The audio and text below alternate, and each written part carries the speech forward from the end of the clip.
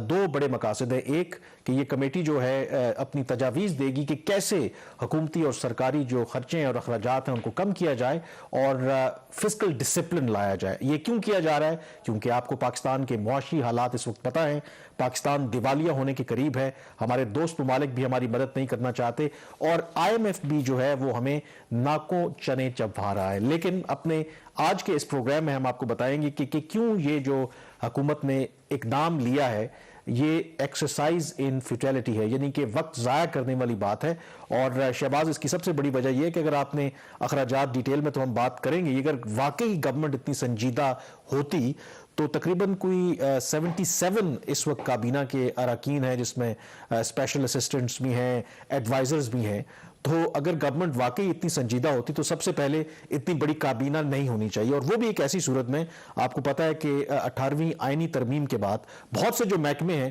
وہ صوبوں کو چلے گئے ہیں, ویسے ہی کابینہ اتنی بڑی نہیں ہونی چاہیے. اور آپ کے خیال میں یہ میرا کہنا ٹھیک ہے کہ یہ وقت ضیاع کرنے والی بات ہے اور شاید لوگوں کو دھوکہ دینے والی بات ہے کہ جی حکومت جو ہے بڑی سنجیدہ ہے کہ جی اخراجات کم کرنے ہیں. اچھا کامران, آن اے سیریس نوٹ, مجھے کبھی کبھی لگتا ہے کہ وزیر اعظم شہباز شریف صاحب کا یہ خیال ہے کہ شاید ان کا یہ آخری دور حکومت ہے, اس کے بعد انہوں نے اقتدار میں نہیں آنا, کیونکہ لگ ایسے رہا ہے کہ اپنے دوستوں. ویسے تو بات تو ٹھیک ہے کہ جو اس وقت حالات ہیں کہ آپ کو لگتا ہے کہ وہ دوبارہ آئیں گے, تو وہ آئے تو بیچارے اس لیے تھے کہ ان کو لگتا تھا کہ ایک پلان ہے کہ نون لیگ کو اگلے 10 سال کے لیے باہر رکھنا ہے, لیکن اب خود ہی انہوں نے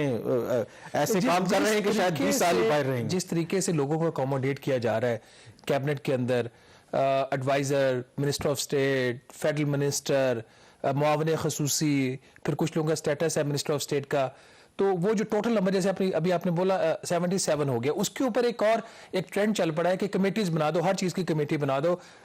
اس کی مثال آپ ایسے لے لیجئے کہ ایک انہوں نے, حالانکہ ہمارے حالات ایسے ہیں کہ ہمیں وہ کمیٹی ڈالنی چاہیے, کمیٹی ڈالنی چاہیے ڈال کے تاکہ اپنے قرضے اتارے, لیکن وہ بھی اس پہ بات کرتے کمیٹی ڈالنے والے کام ہو گیا, پرچون کے اوپر بھی ہم قرضے لیں گے. اب جو صورتحال بن رہی ہے اس کے تحت جیسے فار ایگزامپل ابھی انہوں نے ایک ریفارمز کمیشن بنایا, ریونیو موبلائزیشن ریفارمز کمیشن, جس کے چیئرمین انہوں نے بنایا اشفاق تولا صاحب کو. تو وہ کمیشن ایک سائڈ پہ بنا دیا, دوسری سائڈ پہ ایک اور 6 رکنی کمیٹی بنا دی جس میں انہوں نے میاں منشا صاحب کو ڈال دیا اور 1-2 اور لوگوں کو ڈال دیا, اور اس کمیٹی کا بھی مقصد یہی تھا جی کہ ریفارمز امیجیٹ شارٹ ٹرم میں آپ کو کیا میز لینے ہیں. تو لگتا ہے کہ حکومت کو کچھ سمجھ نہیں آ رہی کہ اس نے کرنا کیا. اب یہاں پہ بھی پہلے جو خبر کی بات کر لیتے ہیں, کل کابینہ کی کمیٹی نہیں ہے یہ, انہوں نے ایک نیشنل آسٹیریٹی کمیٹی نوٹیفائی کیا وزارت خزانہ نے, اور اس کے تقریباً 20 ممبران ہیں. زیادہ تر اس میں جو لوگ ہیں وہ حکومتی جو یا تو منسٹرز ہیں یا ایڈوائزرز ہیں, اسپیشل اسسٹنٹ ہیں, یا پھر جو ایکس آفیشیل ممبرز ہوتے ہیں جیسے سیکرٹریز ہیں, تو وہ ان کے ممبر. لیکن اس میں جو سربراہی دی گئی ہے اس کمیٹی کی, نیشنل آسٹیریٹی کمیٹی کی, وہ ناصر محمود کھوسا صاحب ہیں, جن کو نامینیٹ کیا تھا عمران خان صاحب نے پنجاب کی چیف منسٹر کے لیے, کیئر ٹیکر پوسٹ کے لیے, لیکن انہوں نے انکار کر دیا تھا. کھوسا صاحب اس کمیٹی کے سربراہ ہوں گے, 15 دن کا ان کو ٹائم دیا گیا ہے. اس میں ایک تھوڑی سی ایک جو اسٹرینج چیز وہ یہ ہے کہ جو minister of state for finance ہیں ڈاکٹر عائشہ پاشا, جو ممبر ہے نیشنل اسمبلی کی, انہوں نے اوتھ لیا ہوا ہے ڈیپٹی فائنانس منسٹر کا, ان کو